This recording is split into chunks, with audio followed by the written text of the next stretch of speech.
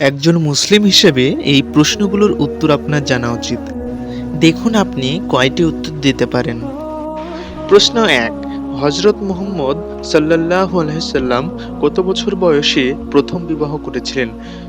এ ২৫ বছর, বি ২৮ বছর, সি ৪০ বছর।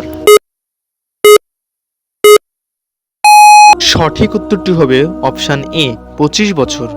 প্রশ্ন ২, কোরআনের প্রথম নাজিল হওয়া সূরার নাম কি?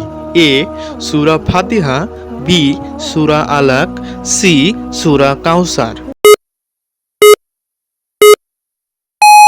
সঠিক উত্তরটি হবে অপশান বি সূরা আলাক। প্রশ্ন ৩, ইসলামের প্রথম যুদ্ধ কোনটি? এ উহুদের যুদ্ধ, বি বদরের যুদ্ধ, সি খন্দকের যুদ্ধ। অপশান সি খন্দকের যুদ্ধ।